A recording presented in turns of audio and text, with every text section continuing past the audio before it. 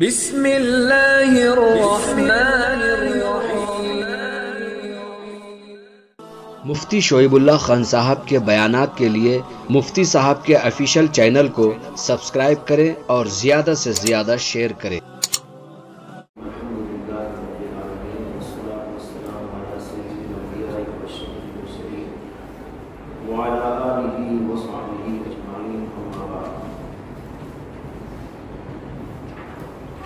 باب ما جاء فی فضل الطہور، طہارت کی فضیلت کے بارے میں یہ باب ہے۔ اس باب میں آپ حدیث پڑھ چکے ہیں جو حضرت ابو ہریرہ رضی اللہ عنہ سے مروی ہے، اور اس کی تشریح بھی آپ حضرات کے سامنے مکمل طور پر پرسوں عرض کر دی گئی۔ اذا توضأ العبد المسلم فغسل وجهه خرجت من وجهه كل خطيئة نظر إليها بعينيه مع الماء مع آخر قطر الماء إلى آخر۔ اس حدیث کو ذکر کرنے کے بعد امام ترمذی نے کہا ھذا حدیث حسن صحیح، یہ حدیث حسن صحیح ہے۔ آپ کو بتایا تھا کہ اس پر بڑا سخت اشکال ہے کہ امام ترمذی نے ایک ہی حدیث کے بارے میں حسن صحیح دونوں الفاظ استعمال کیے۔ تم میں سے کوئی ہے جو یہ بتا سکتا ہو کہ کیا اشکال ہے اس پر؟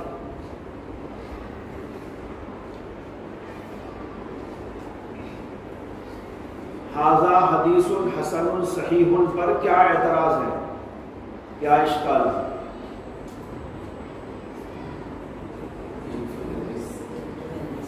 اسے بولنا ہے، کھڑے ہو کے تفصیل سے بولو۔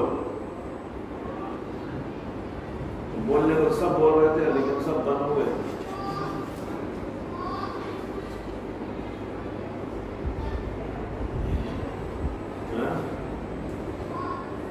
کھڑے ہونا نہیں چاہتے کیونکہ عزت بڑھ جائے گی، کھڑے ہو جائے گی۔ بولو۔ یہاں پر ایک حدیث صحیح بھی کیسے ہے اور حسن بھی کیسے ہے؟ تو اشکال کیا ہے؟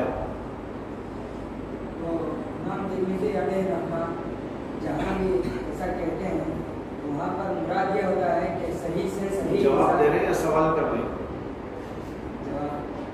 جواب نہیں پوچھا آپ کو، میں نے کہا اس پر اشکال کیا ہے، میں تو جواب بتایا گیا، جواب تو آپ بتانے جاؤں گا، لیکن اشکال کیا سمجھا وہ سمجھنا چاہتا ہوں۔ حدیث کی اصل کی قسم، حدیث کی اصل کی قسم کیا ہوگا؟ حدیث کی 3 قسمیں ہیں، ہاں صحیح، حسن، ضعیف۔ تو یہاں پر صحیح حدیث کے اوپر حکم لگا رہے ہیں، صحیح بھی ہے اور حسن بھی ہے، تو یہ کیسے صحیح ہے؟ جب یہ 3 الگ الگ قسمیں ہیں، حدیث ضعیف الگ ہے، حدیث صحیح الگ ہے، حدیث حسن الگ ہے، تعریف بھی الگ الگ ہے، تو پھر ایک ہی حدیث کے بارے میں یہ کہنا کہ یہ حدیث حسن ہے، صحیح ہے، یہ بات سمجھ میں نہیں آتی۔ بیٹھ جاؤ۔ یہ ہے اشکال۔ میں نے بہت تفصیل کے ساتھ آپ کو بتایا تھا حدیث صحیح کسے کہتے ہیں، اور یہ بھی بتایا تھا حدیث حسن کس کا نام ہے۔ دونوں میں بنیادی فرق جو ہے وہ یہ ہے کہ حدیث صحیح کا راوی حافظے میں بڑا قوی ہوتا ہے، اور حدیث حسن کا راوی حافظے میں اتنا پختہ نہیں ہوتا۔ بس اتنا فرق ہے، باقی ساری شرطیں دونوں کی ایک ہی ہے۔ راوی کا ثقہ قابل اعتبار ہونا وہاں بھی ہے یہاں بھی ہے، سند کا متصل ہونا وہاں بھی ہے یہاں بھی ہے، شاذ نہ ہونا وہاں بھی ہے یہاں بھی ہے، اور علت کا نہ ہونا وہاں بھی ہے یہاں بھی ہے۔ صرف ایک شرط میں فرق ہے، حدیث صحیح کا راوی اعلیٰ درجے کا حافظ ہوتا ہے، ضابط ہوتا ہے، اور حدیث حسن کا راوی اتنا پختہ حافظ نہیں ہو. حافظ تو ہوتا وہ بھی کمزور نہیں ہوتا لیکن اس کے مقابلے میں کم ہوتا ہے. اذا خف الضبط فهو حسن، اگر ضبط میں کمی ہے تو اس کو حسن کہتے ہیں. باقی تمام شرائط جو صحیح کی ہیں وہی حدیث حسن کی بھی شرائط ہے. تو آپ کو معلوم ہوا حدیث صحیح کا راوی اعلیٰ درجے کا حافظ ہوتا ہے، یعنی حافظ والا ہوتا ہے، اور حدیث حسن کا راوی اس سے کم درجے کا ہوتا ہے. تو جب وہ کم درجے کا یا اعلیٰ درجے کا، تو ایک ہی حدیث حسن بھی صحیح بھی کیسے ہو سکتی ہے؟ یہ تو ایسا ہوا جیسے آپ کہیں کہ بھائی یہ حافظ پکا بھی ہے کچا بھی ہے. پکا بھی ہے کچا بھی ہے، دونوں باتیں کیسے ہو سکتی ہیں؟ لہذا معلوم ہوا کہ اس پر جمہور علماء کے قول کے مطابق بڑا سخت اشکال ہے. اب آپ کو اس کے جوابات دیتا ہوں. اس کے بہت سارے جوابات دیے گئے، 13-14 جوابات اس کے علماء کی طرف سے دیے گئے، لیکن ان میں سے بعض جوابات تو بس ویسے ہی ہیں، جواب برائے جواب. چند جوابات آپ کے سامنے ذکر کیے جاتے ہیں. ایک جواب یہ دیا گیا ہے کہ یہاں عبارت کے اندر او یا واو محذوف ہے، جو تخفیفاً امام ترمذی نے حذف کر دیا ہے. اصل عبارت یوں تھی، ھذا حدیث حسن او صحیح، یا عبارت یوں تھی، ھذا حدیث حسن و صحیح. اگر او ہے تو اس کا مطلب یہ ہے کہ امام ترمذی فیصلہ نہیں کر پائے ہیں کہ حدیث حسن درجے کی ہے یا صحیح درجے کی ہے. او برائے تشکیک یہ بولنا چاہتے ہیں یہ حدیث یا تو حسن ہے یا صحیح ہے، میں فیصلہ نہیں کر پایا ہوں کہ اس کا راوی اعلیٰ درجے کا حافظ ہے یا کمتر درجے کا حافظ ہے، اس وجہ سے یا تو صحیح ہے یا حسن ہے. لیکن اس جواب کے اوپر یہ اشکال ہے کہ امام ترمذی نے ایسا تو سینکڑوں جگہ کہا ہے، ایک دو جگہ نہیں، سینکڑوں جگہ پر ھذا حدیث حسن صحیح کا ہے. تو کیا ہم یہ مان کے چلیں گے کہ امام ترمذی کو سب جگہ شبہ ہی رہا؟ سینکڑوں جگہ پر اتنے بڑے امام اور اتنے بڑے حدیث کے محدث، اور ان کو اتنے سارے مقامات پر حدیث کے بارے میں اطمینان نہیں ہوا، او کہہ کے چلے گئے؟ ان کے شایع نشان یہ جواب نہیں، اس لیے اس جواب کو کچھ معقول نہیں سمجھا گیا. کچھ لوگ کہتے ہیں یہاں واو محذوف ہے، ھذا حدیث حسن و صحیح، اور اس کا مطلب یہ ہے ھذا حدیث حسن من طریق وحدیث صحیح من طریق آخر.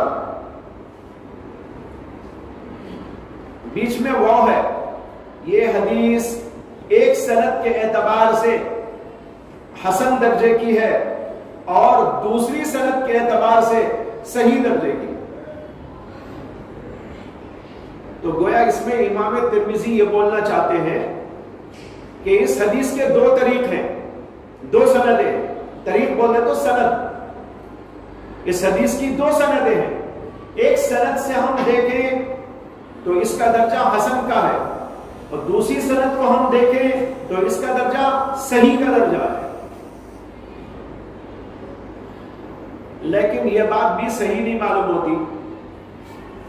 اس لیے صحیح نہیں معلوم ہوتی کہ امام ترمذی یہ بات وہاں بھی بولتے ہیں جہاں ایک ہی سند ہوتی ہے،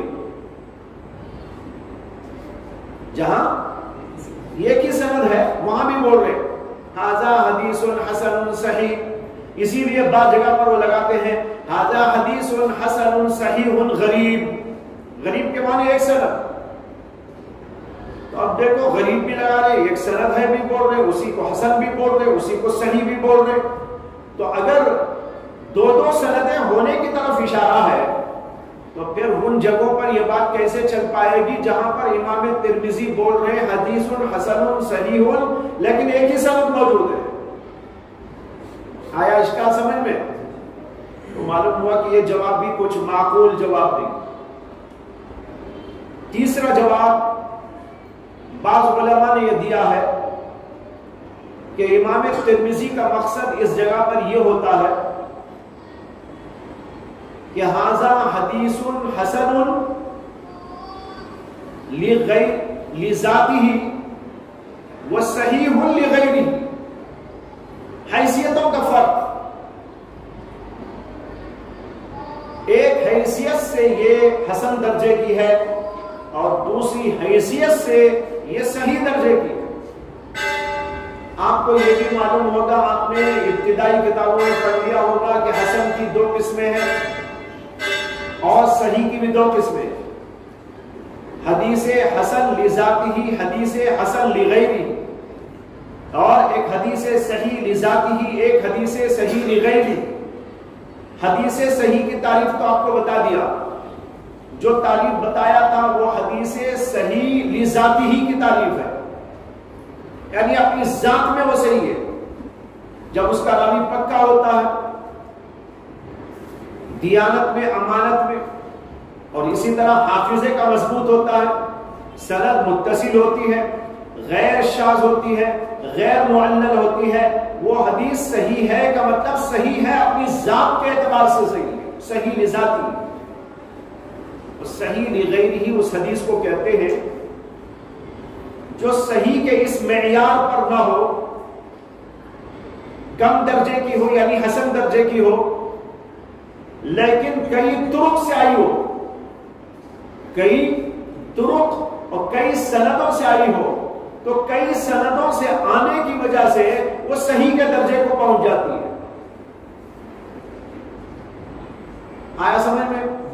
तो जो तारीफ आपने पढ़ी वो सही लिज़ातिही की तारीफ है, और सही लिग़ैरिही उसको कहते हैं कि अपनी जात में तो वो सही नहीं है, लेकिन और हदीसों को मिलाने से वो सही के दर्जे को पहुंच जाती है। हसन हसन 2 आ गए, सही बन जाएगी, लेकिन इसका नाम होगा सही लिग़ैरिही। अब यहां मतलब ये हुआ, बाज़ उलमा कहते हैं कि इस हदीस को इमाम तिर्मिज़ी हसन सही जो कह रहे हैं, उसका मतलब ये है अपनी जात के एतबार से तो हसन दर्जे की है, लेकिन तअद्दुद तुरुक की वजह से और आगे बढ़कर वो सही के दर्जे को भी पहुंच जाती है। इसलिए उसको सही कहना भी सही है, हसन कहना भी सही है। हसन कहने का मतलब है हसन लिज़ातिही, और सही कहने का मतलब यह है कि सही लिग़ैरिही। इस तरीके पर ये दोनों बातें सही हो गई, लेकिन इसमें भी वही इश्काल है जो अभी अर्ज किया आपके सामने। क्या इश्काल कि इसमें आपको मान के चलना पड़ेगा कि इस हदीस के कई तुरुक होते हैं, तब जाकर यह बात सही होगी। जब आप ये मान सकेंगे कि भाई ये हदीस के 2-3 तरीके हैं, एक एतबार से तो वो है हसन लिज़ातिही, और दूसरे तरीके मिलने से ऊपर दर्जे को पहुंच गई, तो कई तुरुक होना जरूरी है। हालांकि इमाम तिर्मिज़ी ये बात वहां भी कहते हैं जहां पर एक ही सनद होती है, जैसे ऊपर भी मैंने कहा, वही इश्काल यहां भी है। तो फिर ये बात कैसे चल पाएगी? इसलिए ये बात भी गलत है, सही नहीं। बाज़ उलमा ने यह जवाब दिया कि सही हसन जब कहते हैं इमाम तिर्मिज़ी, तो उनका इशारा इस बात की तरफ होता है कि ये हसन से ऊपर और सही से नीचे है। हसन से जरा ऊपर है और सही से जरा नीचे है। इसलिए उन्होंने एक अपनी अलग इस्तिलाह बना ली, हसन सही। या ऐसा समझो जैसे फल बहुत मीठा होता है, एक फल बहुत खट्टा होता है, एक खट मीठ होता है होता ना, आप कहते खट मीठ, यानी खट्टा भी है मीठा भी है, ना पूरा मीठा ना पूरा खट्टा, दोनों के दरमियान। इसी तरह इमाम तिर्मिज़ी कहते हैं हसन सही, यानी ये पूरा जो है हसनी हसन भी नहीं है, सही ही सही भी नहीं है, हसन से जरा ऊपर है और सही से जरा नीचे है। तो गोया कि ये हसन और सही के کے درمیان کی ایک قسم ہو گئی. بعض لوگوں نے یہ جواب دیا اور اسی سے ملتا جلتا جواب بعض اور علماء نے یہ دیا کہ امام ترمذی حسن صحیح وہاں کہتے ہیں جہاں حدیث صحیح سے بھی اوپر درجے کی ہوتی ہے, صحیح سے بھی اعلیٰ درجے کی ہوتی ہے. اسے امام ترمذی صرف صحیح نہیں بولتے, حسن بولے تو اس کا درجہ گھٹ جائے, صحیح بولے تو بھی پورا نہ ملے, اس لیے وہ کیا کرتے دونوں کو ملا کر بول کر بتانا چاہتے ہیں ان دونوں سے بڑھ کر ہے. اوپر کے جواب میں اور اس جواب میں فرق یہ ہے کہ اوپر کے جواب میں دونوں کے درمیان آیا تھا اس کا درجہ, حسن سے بڑھ کر صحیح سے کم. اس جواب میں یہ ہے کہ یہ حسن بھی سے بھی اوپر ہے, صحیح سے بھی اوپر ہو کر صحیح سے بھی اعلیٰ بن گئی, آسان بن گئی. اس اصحیت کو بتانے کے لیے حسن صحیح کہا جاتا ہے. لیکن ان میں بھی اشکالات ہیں. اگر ہم حسن صحیح کو صحیح اور حسن کے درمیان والی قسم مانیں تو بھائی امام ترمذی یہ لفظ وہاں بھی بولتے ہیں جہاں پر بخاری اور مسلم کی حدیثیں بھی ہوتی ہیں. بخاری میں مسلم نے بھی ان کو روایت کیا, امام ترمذی اس کو روایت کر کے بول رہے ہیں ھذا حدیث حسن صحیح. تو اگر حسن صحیح ان کا مطلب یہ ہوتا کہ حسن سے ذرا اوپر صحیح سے کم درجے کی, تو پھر بخاری اور مسلم کی حدیثیں کیا کم درجے کی ہیں صحیح سے؟ تو اس سے یہ لازم آئے گا کہ امام بخاری اور امام مسلم نے صحیح سے کم درجے کی حدیثوں کو بھی لیا ہے, حالانکہ ایسی بات نہیں ہے, انہوں نے تو اعلیٰ درجے کی لیا ہے. تو بہرحال مختلف قسم کے جوابات دیے, کچھ نہ کچھ اشکالات ان کے اوپر موجود ہیں. اور ایک جواب یہ بھی دیا گیا بعض لوگوں کی طرف سے, جیسے علامہ ابن دقیق العید رحمت اللہ علیہ کہتے ہیں کہ امام ترمذی رحمت اللہ علیہ نے یہ اپنی خاص ایک اصطلاح بنائی ہے.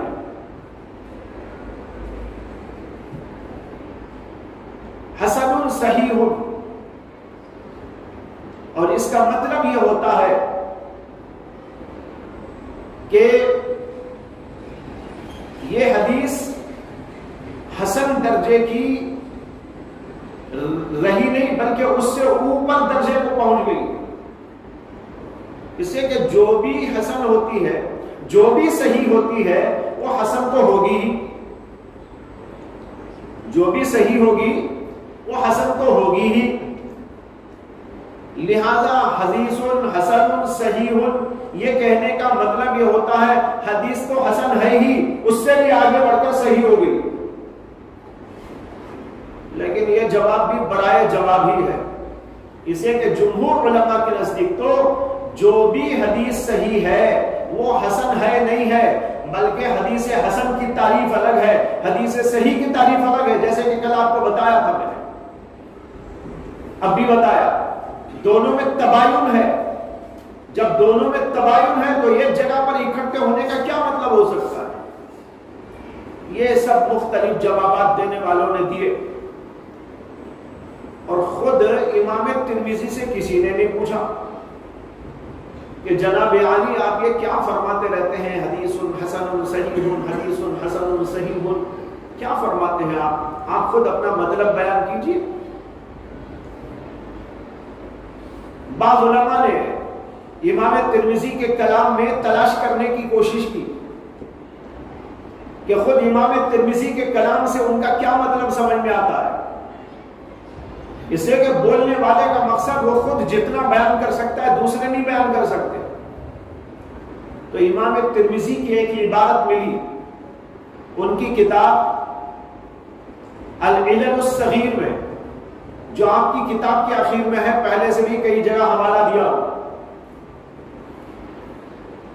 جو الگ سے بھی ہم نے چھاپ رکھی ہے اپنے حاشیے کے ساتھ, اس کے اندر آپ کو ملے گی عبارت.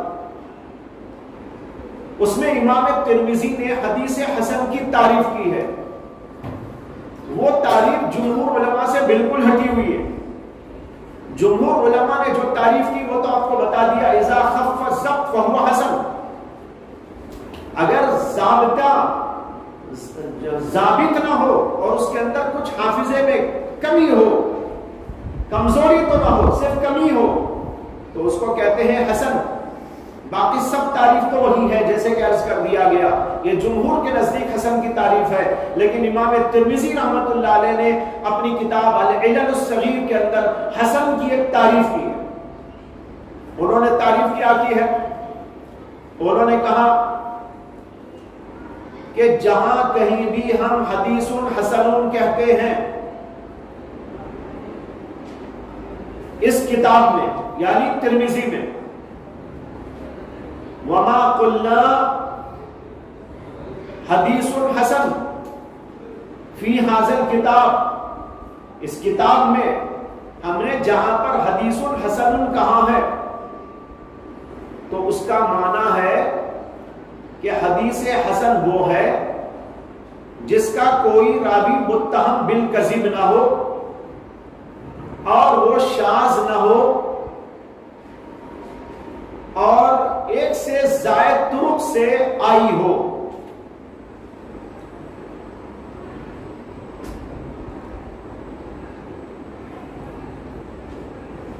کہتے ہیں کہ عندنا الحسن، ہمارے نزدیک حسن وہ حدیث ہے ما یروا، جس کو روایت کیا گیا ہو من غیر وجہ، مختلف طریقوں سے، یعنی سندیں کئی ہوں، ولا یکون الراوی متہما بالکذب، اور اس کا راوی متہم بالکذب نہ ہو، یعنی اس کے اوپر جھوٹ بولنے کی تہمت نہ ہو، اور وہ حدیث شاذ نہ ہو۔ اس میں امام ترمذی نے بتایا کہ ہمارے نزدیک حسن کے یہ معنی ہوتے ہیں۔ اب حسن کے معنی ان کی زبان میں سمجھ لیجئے کیا نکلتے ہیں امام ترمذی کی زبان میں۔ جمہور کی زبان میں تو وہ تھے جس کو لے کر اعتراض پیدا ہوا، جس کو لے کر پھر آپ کو جوابات دینے پڑے، لیکن خود امام ترمذی سے پوچھا تو یہ بول رہے ہیں میرے نزدیک حسن اس کو کہتے ہیں جو کئی طرق سے روایت کی گئی ہو اور اس کا راوی متہم بالکذب نہ ہو اور وہ شاذ نہ ہو۔ تین شرطیں بیان کی انہوں نے۔ ایک شرط یہ ہے کئی طرق سے آئی ہو، کم سے کم 2 طرق سے آئی ہو۔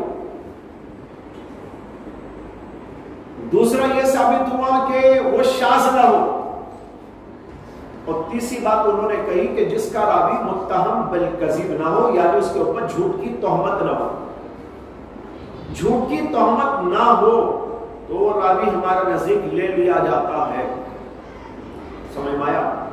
یہ اس سے نکل آیا۔ اس سے معلوم ہوا کہ ان کے نزدیک ضبط راوی کا کم ہونا زیادہ ہونا حدیث کے حسن ہونے کے سلسلے میں معیار نہیں ہے جو جمہور کے نزدیک معیار ہے۔ انہوں نے دوسرا معیار بیان کیا۔ اس کے اعتبار سے جب ہم پرکھتے ہیں امام ترمذی کی کتاب کو تو ہو سکتا ہے کہ کوئی حدیث صحیح ہو اور حسن بھی ہو، حسن کی یہ تعریف صادق آ جائے گی، اور صحیح بھی ہو سکتی ہے ایسے کہ اس کا راوی متہم بالکذب نہیں ہے، یعنی اس پر جھوٹ کی تہمت نہیں ہے، جھوٹ کی تہمت نہیں ہے تو اس کی روایت کو لیا جا رہا ہے، اس اعلیٰ درجے کا حافظ ہے وہ بھی اس میں آ جائے گا، ذرا کم درجے کا حافظ ہے وہ بھی اس کے اندر آ جائے گا، دونوں اس کے اندر آ جائیں گے، لہذا حسن درجے کی روایت بھی آ جائے گی جو جمہور کے نزدیک ہے، اور جو اعلیٰ درجے کی ہے وہ بھی اس میں آ جائے گی جس کو صحیح کہتے ہیں۔ دونوں کا جمع ہونا اس اعتبار سے ممکنات میں سے ہے، اس لیے یہ امام ترمذی کی اپنی خاص اصطلاح ہے، جمہور کی اصطلاح نہیں ہے۔ اس کو اگر یاد رکھ لیا جائے تو سارا اعتراض ختم۔ اعتراض ہوا تھا اسی بنیاد پر جو ہم جمہور کا قول لے کے بحث کرتے تھے کہ جمہور کہتے ہیں حدیث صحیح اس کا نام ہے، حدیث حسن اس کا نام ہے، دونوں میں ٹکراؤ ہے، جب دونوں میں ٹکراؤ ہے تو کیسا جوڑ دیا امام ترمذی نے؟ لیکن میں نے بتایا کہ امام ترمذی کا خود اپنا جو نظریہ ہے حدیث حسن کے بارے میں وہ تو یہ ہے کہ جس کا راوی متہم بالکذب نہیں ہے وہ اعلیٰ درجے کا حافظہ رکھتا ہے تو وہ بھی اس میں آ گیا، اور جو ذرا کم درجے کا حافظہ رکھتا ہے وہ بھی اس کے اندر آ گیا۔ اعلیٰ درجے کا حافظ ہے تو اس کا نام صحیح ہو جائے گا، اگر ذرا کم درجے کا ہے اس کو حسن کہہ دیا جائے گا۔ دونوں کا اس طریقے پر جوڑ ممکنات میں سے ہے امام ترمذی کی اپنی اصطلاح کے مطابق۔ سمجھ میں آ گیا؟ یہ جواب ہے اس کا، آخری جواب ہے۔ یہ ایک جگہ بحث آ گئی، اب سینکڑوں جگہ یہ آئے گا، وہاں پر بحث نہیں آئے گی، اسی لیے ایک جگہ آپ کو پوری تفصیل سے یہ مسئلہ سمجھا دیا گیا۔ آگے کہتے ہیں وَهُوَ حَدِيثُ مَالِكٍ عَنْ سُهَيْلٍ عَنْ أَبِيهِ عَنْ أَبِي هُرَيْرَةَ، یہ حدیث امام مالک سے مروی ہے اور وہ سہیل ابن ابی صالح سے، اور وہ اپنے والد ابو صالح سے، اور وہ حضرت ابو ہریرہ رضی اللہ عنہ سے روایت کرتے ہیں۔ پھر امام ترمذی نے اپنی عادت کے مطابق کہا وابو صالح والد سہیل و ابو صالح السمان، یا ابو صالح جو آئے ہیں سہیل کے والد، وہ ابو صالح سمان کہلاتے ہیں، ان کی پہچان کیا ہے؟ ابو صالح السمان، اور ان کا نام ہے زکوان، لقب ہے سمان اور نام ان کا ہے زکوان۔ اس کے بعد میں کہتے ہیں ابو ہریرہ، میں اس کے بارے میں کہہ چکا ہوں آپ کے سامنے، ابو ہریرہ کے بارے میں، ابو ہریرہ رضی اللہ عنہ کے نام کے بارے میں بڑے اختلافات ہیں، حتیٰ کہ ان کے نام کے سلسلے میں 50 سے زیادہ اقوال ہیں، کوئی کچھ کہتے ہیں، کوئی کچھ کہتے ہیں، کوئی کچھ کہتے ہیں۔ اکثر بیشتر حضرات کہتے ہیں کہ ان کا زمانے جاہلیت میں نام عبد الشمس تھا، اور اسلام لانے کے بعد ان کا نام عبد الرحمن تھا، اور بعض علماء کہتے ہیں کہ عبد الشمس زمانے جاہلیت میں ان کا نام تھا، اسلام لانے کے بعد ان کا نام عبداللہ تھا، ان کے والد کا نام عمرو تھا۔ امام بخاری نے اسی کو ترجیح دی ہے کہ ان کا نام عبداللہ ابن عمرو تھا، یعنی باپ کا نام عمرو تھا، خود ابو ہریرہ کا نام عبداللہ تھا۔ چنانچہ کہتے ہیں وابو ہریرہ اختلف فی اسمہ، ابو ہریرہ کے نام میں اختلاف کیا گیا ہے، وقالوا عبد الشمس، بعض لوگوں نے کہا عبد الشمس نام ہے، زمانے جاہلیت کے لوگ تو ایسے رکھتے تھے، عبد الشمس، عبد القمر، اور بھی پتہ نہیں کیا کیا۔ وقالوا، اور بعض لوگ کہتے ہیں عبداللہ ابن عمرو ان کا نام تھا۔ ہاکذا قال محمد بن اسماعیل، یہی بات کہی ہے امام محمد ابن اسماعیل بخاری میں۔ محمد بن اسماعیل جہاں بھی آئے گا اس سے مراد ہے امام بخاری، اسے کہ امام بخاری کا نام ہے محمد بن اسماعیل۔ امام ترمذی ان کو کہیں بخاری نہیں کہتے، سمجھ میں آیا؟ جہاں بھی ان کا نام لیں گے یہی نام لیں گے۔ ہاکذا قال محمد بن اسماعیل، سمعت محمد بن اسماعیل وقلت لمحمد بن اسماعیل قال محمد بن اسماعیل، اسی بات اسی طرح وہ ان کا نام لیتے ہیں۔ امام بخاری امام ترمذی کے اساتذہ میں سے ہیں، امام ترمذی نے امام بخاری سے پڑھا ہے باقاعدہ، ان کے باقاعدہ شاگرد ہیں، اس لیے جگہ جگہ ان کا نام لیتے ہیں، احادیث کی تشریح میں بھی لیتے ہیں، راویوں کی جانچ پرکھ کے بارے میں بھی لیتے ہیں، راویوں کی تحقیق کے بارے میں بھی لیتے ہیں، احادیث کے درجے کے بارے میں بھی بڑا ان کا نام لے کر ان کا ذکر کریں گے۔ امام ترمذی کہتے ہیں وَهُوَ الْأَصَحُّ، امام بخاری نے جو بات کہی وہی زیادہ صحیح بات ہے، یعنی حضرت ابو ہریرہ کا نام عبداللہ بن عمرو ہونا یہ زیادہ صحیح ہے۔ یہ امام بخاری کی رائے ہے اور امام ترمذی اسی کی تصحیح فرما ہے۔ آگے ہے قال ابو عیسیٰ فی الباب عن عثمان بن عفان وصوبان والسنابحی وعمر بن عبسہ وسلمان وعبداللہ بن عمرو۔ جیسے پہلے کہہ چکا ہوں کہ امام ترمذی کی عادت ہے کہ ہر باب میں وہ یہ بھی بتاتے جائیں گے کہ اس باب میں کون سے صحابہ سے روایتیں آئی ہیں۔ باب کیا ہے؟ فضل طہور، وضو کرنے کی فضیلت کا بیان۔ اب وضو کی فضیلت میں کن کن صحابہ سے روایتیں آئی ہیں اس کے علاوہ وہ بیان کر رہے ہیں۔ اس باب میں حضرت عثمان بن عفان سے روایت ہے، صوبان سے روایت ہے، اور سنا بھی سے روایت ہے، عمرو بن ابسہ سے روایت ہے، سلمان فارسی سے روایت ہے، عبداللہ بن عمرو سے روایت ہے۔ اب یہ روایتیں اپنی اپنی جگہ ہیں، خود ترمذی میں بعض مل جائیں گے، بعض بخاری میں ملیں گے، ترمذی میں ملیں گے، ابو داؤد میں ملیں گے، کہیں اور ملیں گے۔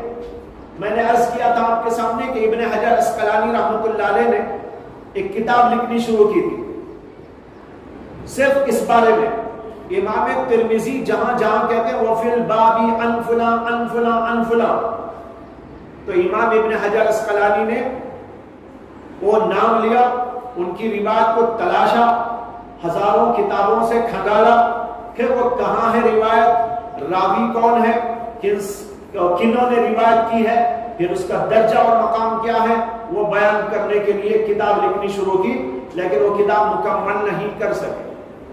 اس کے بعد علامہ یوسف بنوری رحمۃ اللہ علیہ نے جب ترمذی کی شرح لکھی تھی جس کا نام ہے معارف السنن، جو 6 جلدوں میں ہے، بڑی عظیم الشان شرح ہے، جو علامہ انور شاہ کشمیری رحمۃ اللہ علیہ کے شاگرد انہوں نے کتاب لکھی، تو اس میں ذکر کیا ہے کہ میں وفی الباب کی احادیث کو جمع کر رہا ہوں، اس کی تخریجات کر رہا ہوں، اس کو کہتے ہیں تخریج کرنا، یعنی وہ حدیث کس نے روایت کی ہے، کن سے روایت کی ہے، اس کی سندیں کیا کیا ہیں، کتنی سندوں سے آئی ہے، وغیرہ وغیرہ، اس کی تحقیق کرنے کو کہتے ہیں تخریج حدیث۔ تو انہوں نے لکھا کہ میں اس کے بارے میں لکھ رہا ہوں، لیکن انہوں نے لکھا یا نہیں لکھا، مکمل ہوا یا نہیں ہوا، اس کے مجھے تحقیق نہیں ہو سکی۔ اس کے بعد مجھے ایک عرب کے عالم کی کتاب ملی، وہ 5 جلدوں کے اندر ہے، 5 جلدوں میں انہوں نے پوری ترمذی شریف میں جہاں جہاں بھی وفی الباب آیا ہے اس کی احادیث کی تخریج کی ہے مکمل طریقے پر۔ الحمدللہ دل دیکھ کر خوش ہو گیا۔ ان کے بارے میں یہ بھی لکھا ہے کہ وہ ترمذی شریف کے حافظ تھے، شاید اب بھی موجود ہوں، اسے کہ بہت پرانے زمانے کی بات نہیں ہے، ابھی قریب میں انہوں نے لکھی ہے، اور کتاب میرے پاس PDF کی شکل میں موجود ہے۔ تو اس کے مقدمے میں لکھا ہے کہ وہ ترمذی کے حافظ ہیں، انہوں نے ایک کتاب لکھی، اس کا نام غالباً اس طرح ہے، بھول رہا ہوں پورا یاد نہیں، لب اللباب، لب اللباب فیما قالت ترمذی وفی الباب، سمجھ میں آیا؟ لب اللباب فیما قالت ترمذی وفی الباب، کچھ ایسے ہی، لگ بھگ ایسا ہی نام ہے۔ تو 5 جلدوں میں انہوں نے مکمل طور پر اس طرح جہاں بھی وفی الباب آیا ہے ان کی احادیث کی تخریج کر دی ہے، جو بڑا شاندار کام انہوں نے کیا۔ دیکھو یہاں پر امام ترمذی نے کئی لوگوں کا نام لیا ہے جن سے فضیلت طہارت کے بارے میں احادیث آئی، جن میں حضرت عثمان کا نام لیا، ثوبان کا نام لیا، سنا بھی کا بھی ایک نام لیا۔ یہ سنا بھی کون ہے؟ سنا بھی کے نام سے 3 شخصیتوں کا ذکر ملتا ہے۔ ایک سنا بھی وہ ہیں جن کو عبداللہ سنا بھی کہا جاتا ہے،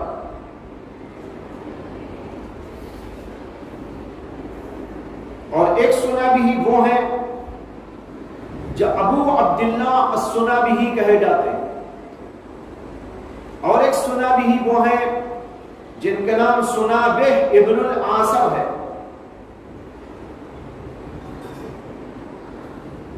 جو عبداللہ سنابہی کے نام سے ہیں، وہ صحابی نہیں تھے، ان کا نام عبد الرحمن ابن عسیلہ تھا، ان کی کنیت ابو عبداللہ تھی، عبداللہ نے ابو عبداللہ، نام ان کا عبد الرحمن ابن عسیلہ تھا۔ ان کے بارے میں تاریخ یہ بتاتی ہے کہ انہوں نے رسول اکرم صلی اللہ علیہ وسلم کی زیارت کرنی چاہی،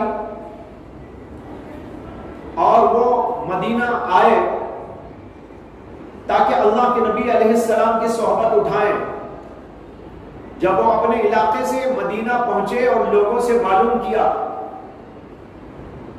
تب لوگوں نے بتایا کہ بھائی آج سے 5 دن پہلے اللہ کے نبی کا وصال ہو گیا. وہ بہت دور علاقے سے چل کے آتے تھے اس زمانے میں، چل کے یا کچھ اور سواریوں میں. جب یہاں پر پہنچے تو ان کے علم میں یہ بات آئی کہ رسول اللہ صلی اللہ علیہ وسلم کا وصال ہو گیا. تو پھر انہوں نے اور صحابہ سے روایتیں لی ہیں، جن میں سے حضرت ابو بکر صدیق سے بھی انہوں نے روایتیں لی. تو ان کو صحابیت کا شرف حاصل نہیں ہوا. ان کا نام عبد الرحمن بن عسیلہ ہے، ابو عبداللہ ان کی کنیت. اور ایک ہے عبداللہ السنابہی. امام بخاری وغیرہ تو کہتے ہیں کہ اس نام کے کوئی صحابی ہی نہیں ہے. بعض علماء یہ کہتے ہیں کہ عبداللہ سنابہی ایک صحابی ہے اور ان سے طہارت کے سلسلے میں حدیث وارد ہوئی ہے. اور ایک سنابہ ابن العاصر بھی ہے، وہ بھی صحابی ہے، ان کو بھی سنابہی کہا جاتا ہے. اور انہوں نے بھی رسول اللہ صلی اللہ علیہ وسلم سے ایک حدیث روایت کی ہے. تو خلاصہ یہ ہے کہ سنابہی کے نام سے 3 آدمی آتے ہیں. ایک ابو عبداللہ سنابہی، وہ صحابی نہیں ہے، وہ ابو بکر صدیق سے روایت کرتے ہیں. حضور کی خدمت میں پہنچنے پر ان کو حضور کی خدمت میں آنا چاہتے تھے، لیکن آنے سے پہلے ہی حضور کا انتقال ہو گیا.